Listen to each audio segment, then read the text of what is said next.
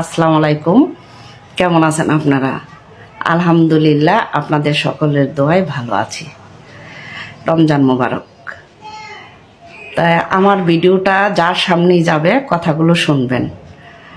তাই আমরা বাংলাদেশের নাগরিক, তাই বাংলাদেশে যে বসবাস করতেছি আমাদের জন্য কিন্তু বাংলাদেশ নিরাপদ নয়। নিরাপদ নয় কিভাবে? আমরা প্রয়োজন হলেও সন্ধ্যার পরে ঘর থেকে বের হইতে পারি না। তাই কিভাবে নিরাপদ হলাম?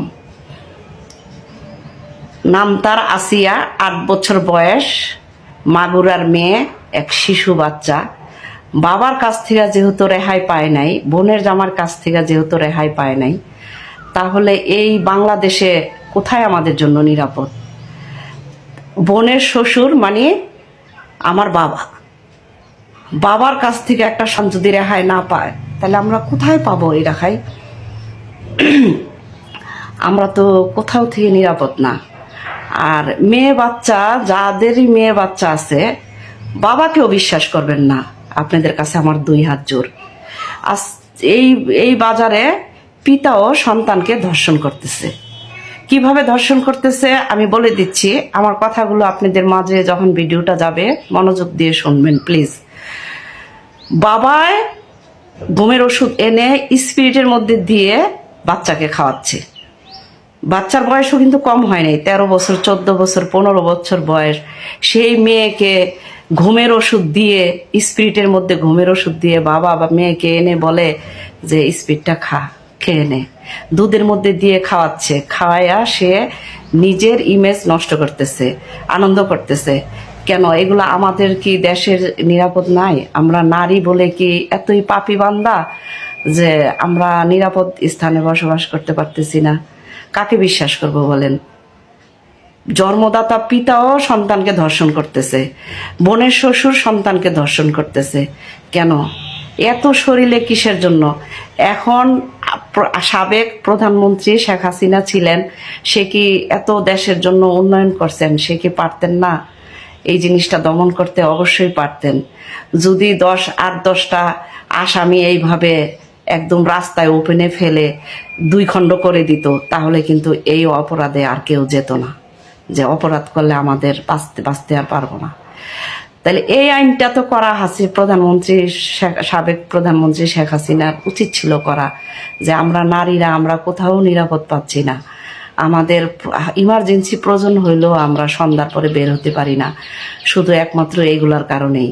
কাকে আমরা বিশ্বাস করব? গাড়িতে যাচ্ছি কোথাও, এই কিছুদিন আগেও দর্শন করছে, স্বামীর সামনে স্ত্রীকে দর্শন করছে। কিসের বাংলাদেশ?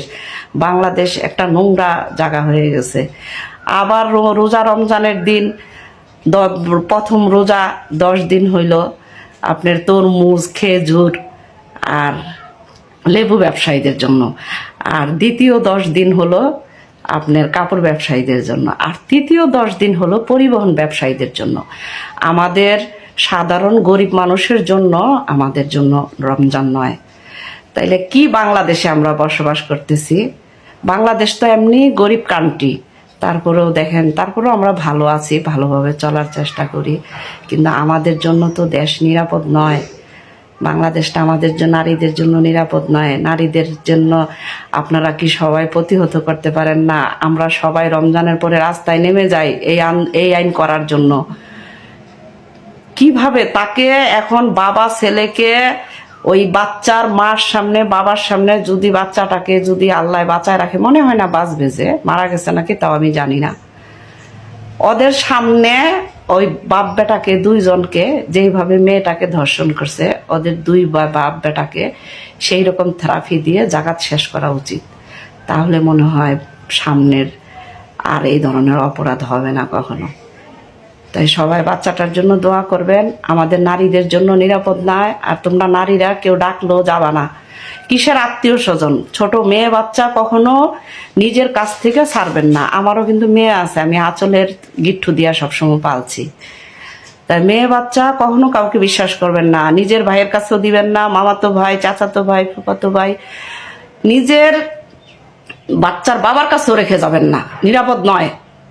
এখন আমি ধরেন, আমি তো আমার সাহেব তো ডিফেন্সের চাকরি করে, আমি বিভিন্ন জায়গায় দেখছি মা রাস্তার কাজে চলে গেছে, কনস্ট্রাকশনের কাজে, আর বাবা রিক্সা চালায় এসে 9 বছরের সন্তানকে ধর্ষণ করছে। এর মতো অপরাধী আর দুনিয়াতে নাই। তাই সবাই ভালো থাকবেন। রমজান মুবারক। আসসালামু আলাইকুম। আসিয়ার জন্য সবাই দোয়া করবেন, আর আমার জন্য সবাই দোয়া করবেন। রোজা রাখছি, রোজা আছি, সবগুলা রোজাই করছি, সবগুলা করার জন্য আল্লাহ তৌফিক দান করেন। তাই শরীর তো কমতেছে না, নামাজ পড়তেছি, রোজা করতেছি, সিয়াম সাধনার মাস। তাই সবাই দোয়া করবেন। আমি খুব অসুস্থ, শরীরটা ভালো না। আসসালামু আলাইকুম, আল্লাহ হাফেজ।